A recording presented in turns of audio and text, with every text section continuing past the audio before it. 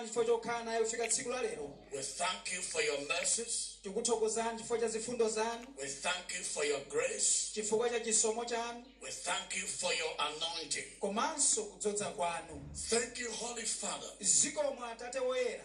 that for all this time that he has been head of state, Kuti mu nthawi yonse wakhala mtsogoleri wa dziko lino. you have watched over him. Mwamuyang'anira.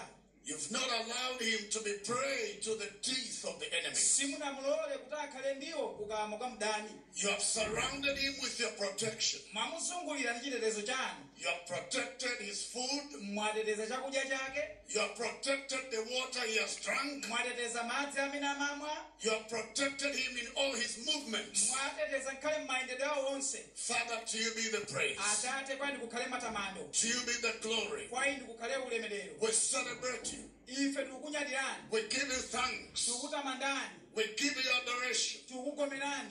Mighty Father, in the name of Jesus, Atate wamphamvu mu dzina la we Yesu. thank you because you have never abandoned him. Tikuthokozani chifukwa simunamusiye mtumiki wanu. You have been with him. You have been on his side. Mwakhala naye moyo wake pa moyo wake. You have fought his battles. Mwammenyera nkhondo.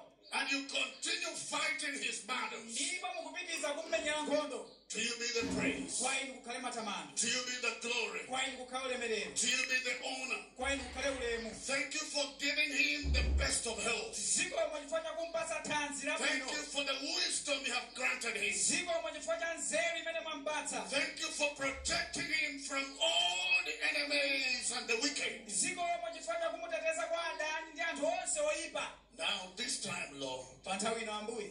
as he kneels down Pamene wagwada apa. in absolute humility, Nkudzichepetsa kwathunthu. Father, we uplift him at your holy hand. Atate tikumkwezera ku dzina lanu. In the name of Jesus, Mu dzina la Yesu. as we pray for your mercy, Pamene tikupemphera zifundo zanu. we pray for your mercy. Tikupemphera zifundo zanu. No one ever cried out to you for mercy and you turned him away. Palibe munthu amene anapempha zifundo kwa inu mumubweza. Lord, we pray for your mercy upon your son, Tikupemphera zifundo zanu pa mwana wanu. your mercy upon his presidency, Pa upresidenti wake. your mercy upon his leadership. Pa utsogoleri wake.